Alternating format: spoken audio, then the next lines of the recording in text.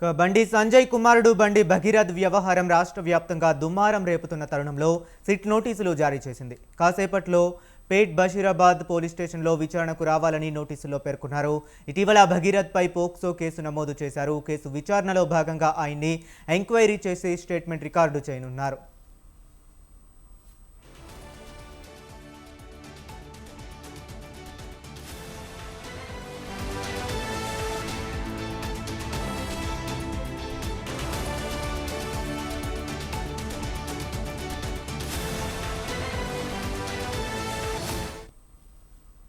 ఓ బాలికపై లైంగిక దాడి చేశాడనే ఆరోపణలతో భగీరథ్పై బాధితురాలి తల్లి పేట్ బషీరాబాద్ పిఎస్లో ఫిర్యాదు చేసింది. దీనిపై పోలీసులు కేసు నమోదు చేశారు. మరోవైపు తనను ట్రాప్ చేశారని ఆరోపిస్తూ భగీరథ్ కూడా కరీంనగర్ పోలీస్ స్టేషన్లో కౌంటర్ ఫిర్యాదు ఇచ్చాడు. ఇదిలా ఉండగా ఈ కేసులో తనకు మధ్యంతర బెయిల్ మంజూరు చేయాలంటూ భగీరథ్ ఇప్పటికే హైకోర్టును ఆశ్రయించారు. దీంతో ఎప్పుడు ఏం జరుగుతుందా అన్న ఆసక్తి నెలకొంది.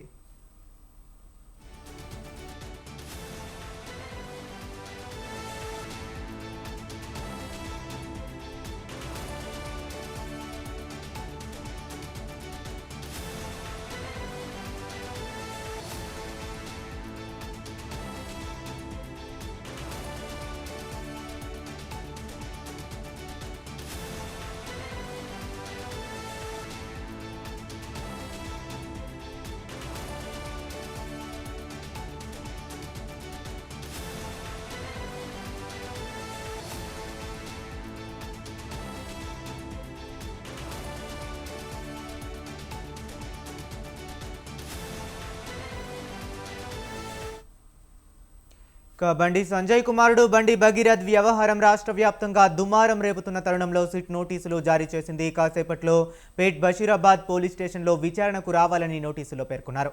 ఇటీవల భగీరథ్ పై పోక్సో కేసు నమోదు చేశారు. కేసు విచారణలో భాగంగా ఆయన్ని ఎంక్వైరీ చేసి స్టేట్మెంట్ రికార్డ్ చేయనున్నారు.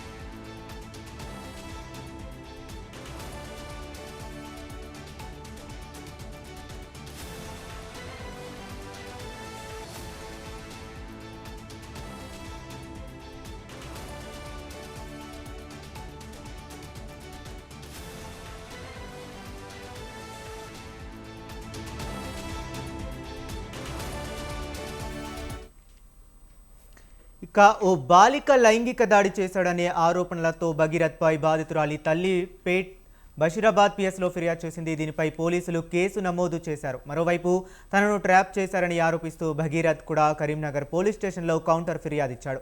ఇదిలా ఉండగా ఈ కేసులో తనకు మధ్యంతర బెయిల్ మంజూరు చేయాలంటూ భగీరథ్ ఇప్పటికే హైకోర్టును ఆశ్రయించారు. దీంతో ఎప్పుడు ఏం జరుగుతుందా అన్న ఆసక్తి నెలకొంది.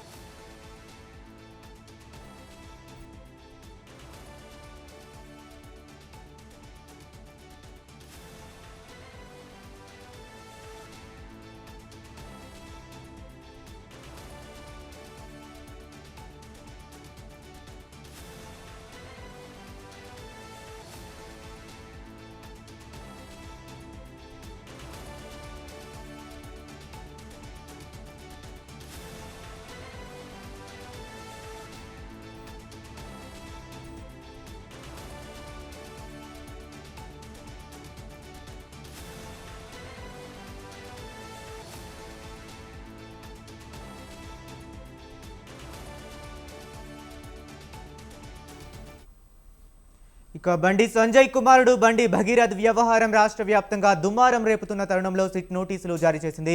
కాసేపట్లో పేట్ బషీరాబాద్ పోలీస్ స్టేషన్లో విచారణకు రావాలని నోటీసులో పేర్కొన్నారు. ఇక ఇదే అంశం గురించి మరింత సమాచారాన్ని మా కరెస్పాండెంట్ లిఖిత ఫోన్ లైన్లో అందిస్తారు. లిఖిత, చెప్పండి. Thank you. ఇప్పటికే బండి భగీరథ్ పోక్సో కేసుకు సంబంధించి సిట్ నోటీసులు నిన్ననైతే విడుదల చేయడం జరిగింది. అయితే ఈ నోటీసులకు సంబంధించి ఈ రోజు మధ్యాహ్నం 2 గంటల సమయంలోనైతే తప్పకుండా ఈ యొక్క పేట్ బషీరాబాద్ పోలీస్ స్టేషన్ కు ఆయన హాజరు కావాలి. అంతేకాకుండా ఈ యొక్క కేసుకు సంబంధించిన విచారణ అనేది కొనసాగనున్నట్లుగా అనేది తెలుస్తుంది. కానీ ఇప్పటి వరకు చూసుకున్నట్లయితే బండి భగీరథ్ నుండి ఎలాంటి సమాధానము రాలేదు. అంతేకాకుండా అతను ఇప్పటి వరకు ఆల్రెడీ 2 కావస్తుంది, అయినప్పటికీ కూడా అతను ఆ యొక్క పేట్ బషీరాబాద్ పోలీస్ స్టేషన్ కి అయితే చేరుకోలేదు అన్న సమాచారం అయితే ఉంది.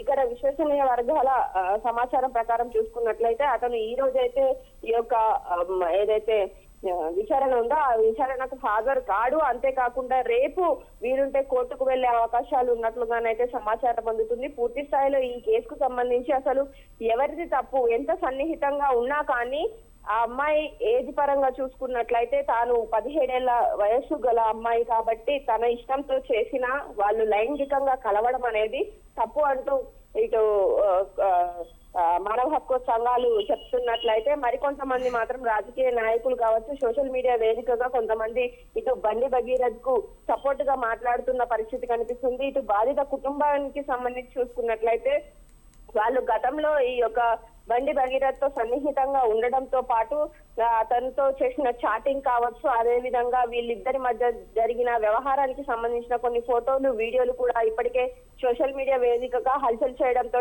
ఒక్కసారిగా ప్రస్తుతం ఏదైతే ఈ కేసుకు సంబంధించి నిన్న మొన్నటి వరకు అమ్మాయి తరఫున మాట్లాడిన వాళ్ళంతా కూడా ఇప్పుడు బండి భగీరథ్ వైపు మాట్లాడుతున్న పరిస్థితి కనిపిస్తుంది. ఎందుకంటే ఫ్యామిలీ కూడా ఇందులో ఇన్వాల్వ్ అయి ఉండడం, అందరూ కలిసి ట్రిప్పులకు షికార్లకు వెళ్ళడం, ఇదంతా బాగానే ఉన్నప్పుడు సడన్ గా ఈ కేసు ఎందుకు వచ్చింది అని అడగడంతో పాటు వాళ్ళు గతంలో చేసుకున్న చాటింగ్లకు సంబంధించి కూడా కొన్ని వ్యవహారాలు బయటికి రావడం, బండి భగీరథ్ వారి పేరెంట్స్ కి పెట్టిన ఒక చాటింగ్ ఏదైతే ఉందో ఆ చాటింగ్ లిస్ట్ కూడా స్క్రీన్ షాట్లు కూడా సోషల్ మీడియా వేదికగా వైరల్ అవుతున్న పరిస్థితి కనిపిస్తుంది. పూర్తి స్థాయిలో ఈ కేసులో తప్పు ఎవరిది అనే విషయం పైన క్లారిటీ రావాలంటే బండి భగీరథ్ అలాగే ఆ యొక్క బాధిత కుటుంబం ఏదైతే ఉందో వాళ్ళు వచ్చి మాట్లాడితేనే పూర్తి స్థాయి క్లారిటీ అనేది వస్తుంది. కానీ ఎక్కువగా ఈ చాటింగ్ వ్యవహారాలు కావచ్చు, అంతేకాకుండా రిలీజ్ చేసిన వీడియో వ్యవహారాలు చూసుకున్నట్లయితే ఇటు కొంతవరకు బండి భగీరథ్ వైపే మొగ్గు చూపుతున్నాయని అయితే చెప్పుకోవచ్చు. పూర్తి స్థాయిలో ఈ కేసుకు సంబంధించి అయితే ఇప్పటికే రాజకీయ వర్గాల్లో